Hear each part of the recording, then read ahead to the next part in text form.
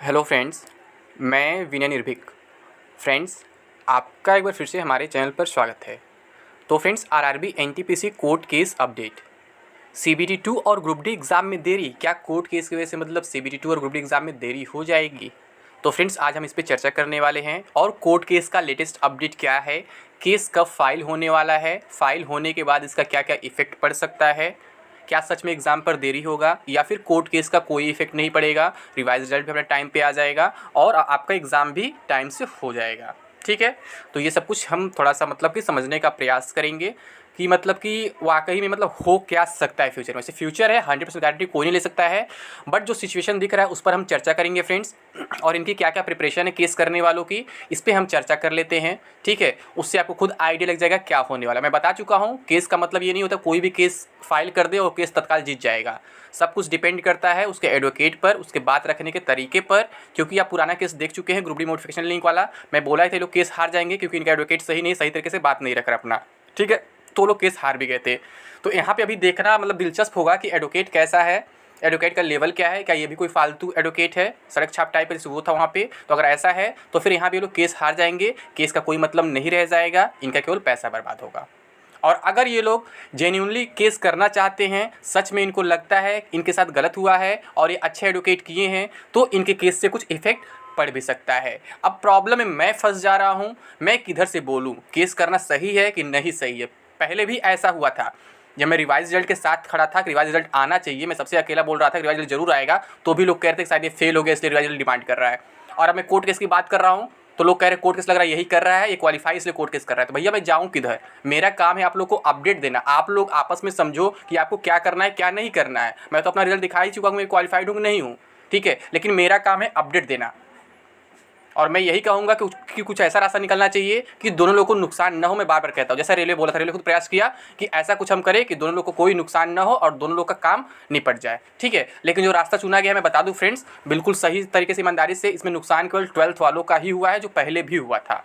Graduation वालों को तो रिवाइज में फ़ायदा मिल जाएगा रहता है तो, लेकिन 12th वालों का अभी भी नुकसान है क्योंकि अभी भी रिजल्ट आपका लेवल वाइज ही है। बस क्या है, नंबर ऑफ़ कैंडिडेट्स बढ़ जाएंगे। अभी लेवल वाइज कैंडिडेट्स 20 टाइम्स बुलाए गए हैं, अब 30 टाइम्स कर सकते हैं, 25 टाइम्स कर सकते हैं, ओवरऑल 20 बनाने के लिए। मैं बता चुका कैसे बुलाएंगे वो। ठीक है, तो वहाँ पे क्या होगा, 12th वालों का कट ऑफ तो पहले से हाई है ना, तो कितना ही बुलाएंगे फिर भी उनका कट ऑफ हाई ही रहेगा ग्रेजुएशन कंपेरिजन में। वैसे मैं कट ऑफ वीडियो लाने वाला हूँ, तो टाइम नहीं मिल पा रहा है। हमारे गोरखपुर में आज ही होली था। ठीक है, मैं तो होली सेलिब्रेट नहीं किया हूँ। ठीक है, कुछ लोग रीज़न जानते होंगे, बट फिर भी कुछ लोग आ रहे हैं मिलने, तो मिलना पड़ता है।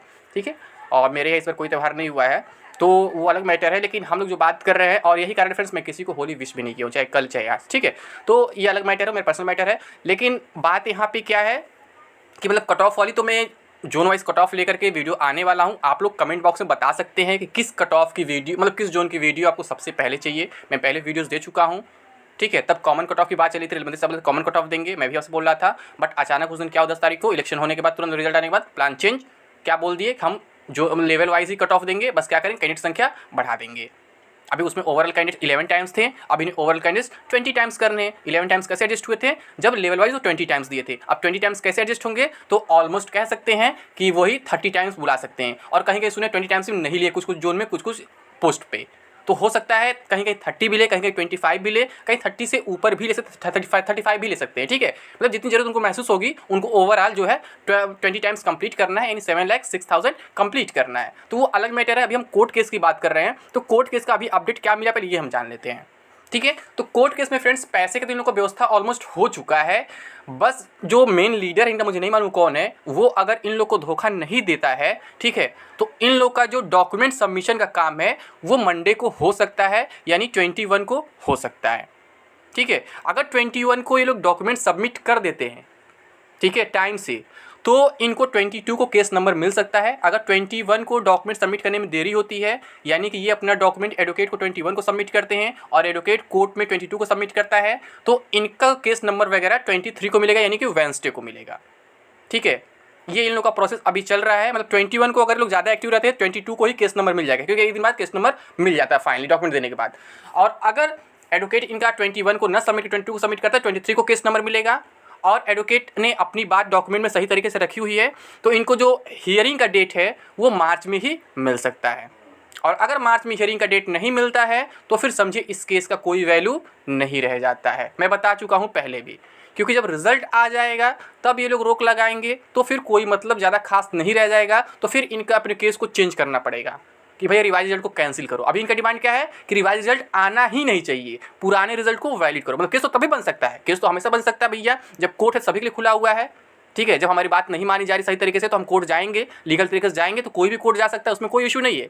लेकिन अभी इन लोगों का डिमांड क्या है कि रिवाइज रिजल्ट आना ही नहीं चाहिए और जो पुराने रिजल्ट पर स्टे लगा है उस स्टे को हटा दिया जाए और उसी को वैलिड मान लिया जाए।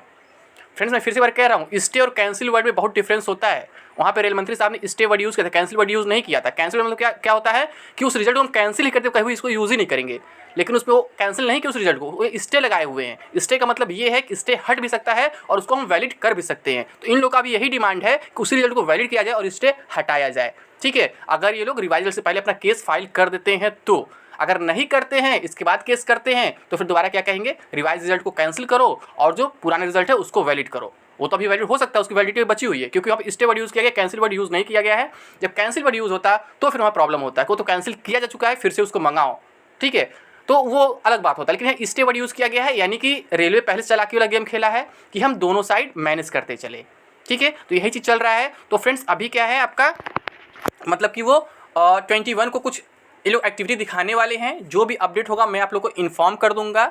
और जैसे केस की बात है, अगर मान लीजिए 31 तक इन लोग को फर्स्ट हियरिंग मिल जाती है तो हो सकता है फर्स्ट हियरिंग में ही कुछ डिसीजन आ जाए, क्योंकि ये ऐसा केस है ना बहुत लंबा नहीं चलने वाला है, क्योंकि रिजल्ट आने वाला 4-5 तारीख तक आपको मालूम है, ठीक है। तो हो सकता है फर्स्ट हियरिंग कुछ डिसीजन आ जाए, कोर्ट कुछ बोल दे कि रेलवे या तो अभी रिवाइजल पर रोक लगा दे जब तक हम डिसीजन नहीं लाते हैं, या फिर रिवाइजल दे ही ना, कुछ भी हो सकता है। लेकिन फर्स्ट हियरिंग होगा तभी कुछ होगा, केवल केस फाइल होने से नहीं होगा, हियरिंग की डेट मिलनी चाहिए। और अगर इन केस हियरिंग की डेट 4-5 के बाद मिलती है तो फिर उस केस का कोई वैल्यू नहीं है, केस वहीं खत्म हो जाएगा, आपका रिवाइज रिजल्ट भी आ जाएगा और आपका CBT 2 भी हो जाएगा, अगर कोविड बीच में नहीं आता है तो, ठीक है। तब इन लोगों के पास क्या ऑप्शन बचता है कि दूसरे तरीके से फिर से नया केस करे, कोई अच्छा एडवोकेट करे, क्योंकि इस केस की कोई वैल्यू नहीं रह जाएगी। क्योंकि इस केस में कहा गया है क्या, मतलब क्या डिमांड इनकी, रिवाइजल आना नहीं चाहिए, और रिवाइजल आने के बाद ये बात डिमांड करेंगे तो इसका कोई मतलब नहीं रह जाएगा, ठीक है। आप लोग कोर्ट केस के बार पूछ रहे थे कोर्ट केस में क्या होगा, क्या इसे इफेक्ट पड़ सकता है। तो फ्रेंड्स बात यही है कि अगर इनका केस जेन्यून है, कोर्ट इनके बात को समझता है, लगता है ये सही कह रहे हैं और रिवाइजल पर रोक लगता है, तो हो सकता है एग्जाम में भी देरी हो जाए, ठीक है। वैसे एग्जाम पर इफेक्ट नहीं पड़ेगा अगर ऑर्डर आ जाएगा तो, क्योंकि रिवाइज रिजल्ट आएगा तब मेहनत करना पड़ेगा, रिवाइज रिजल्ट नहीं आता है पुराने रिजल्ट को वैलिड करना तो उनको कोई एक्स्ट्रा काम करना ही नहीं है, फिर एग्जाम पे काम करना है, ठीक है। तो अगर देखा जाए कोर्ट ऑर्डर टाइम से दे देता है, यानी इसी मार्च में देता है या फिर अप्रैल फर्स्ट वीक में दे देता है रिजल्ट आने से पहले, तो देरी नहीं होगा CBT 2 में। लेकिन अगर कोर्ट केस की वजह से रिवाइज रिजल्ट भी रुक जाता है तो फिर CBT 2 भी रुक जाएगा, सिंपल सी बात है, ठीक है। उसमें कोई डाउट नहीं, मैं बार बार कहता हूँ कि सब कुछ क्या होता है 20 से 50 दिन भीतर कराते ही कराते हैं। तो यहाँ पे क्या है, तो मुझे यही लगता है कि अभी जो है CBT 2 कोर्ट केस की वजह से तो नहीं रुकने वाला है। हाँ, कोविड का जो बहाना चल रहा अभी मीडिया में वो कुछ इफेक्ट डाल सकता है, लेकिन कोर्ट केस वजह से आपको घबराने की जरूरत नहीं है कि ग्रुप डी के ऊपर कोई इफेक्ट पड़ेगा, फिर CBT 2 के ऊपर कोई इफेक्ट पड़ेगा, क्योंकि कोर्ट केस का जो भी ऑर्डर होगा मुझे लगता है मार्च में ही कंफर्म हो जाएगा। अगर दोबारा कोई केस नहीं करता है तो आपको 31 मार्च से सब कुछ कंफर्म हो जाएगा कि हाँ मतलब केस का क्या इफेक्ट पड़ रहा है, क्या इफेक्ट नहीं पड़ रहा है, ठीक है। और उसके बाद जो भी अपडेट होगा फिर जानते हैं क्या अपडेट होगा, आपका रिवाइज रिजल्ट आपके सामने आएगा। तो आप लोग कमेंट बॉक्स में बोलिए कौन सी जोन का वीडियो सबसे पहले चाहिए, कट ऑफ और रिवाइज कट ऑफ, क्योंकि मैं अभी तक जो भी कट ऑफ दिया आपके सामने सब कुछ सही निकला, हमेशा सही निकला है, तो ये भी सही ही निकलेगा, इसमें कोई डाउट नहीं है। और ये भी कोई डाउट नहीं 12th वालों को ही अभी भी नुकसान है, भले रिवाइज रिजल्ट आए चाहे ना आए, ठीक है। तो उम्मीद करता हूँ ये भी डाउट आपका क्लियर हो गया होगा। तो अभी के लिए बस इतना ही। Thank you. जय हिंद, जय भारत।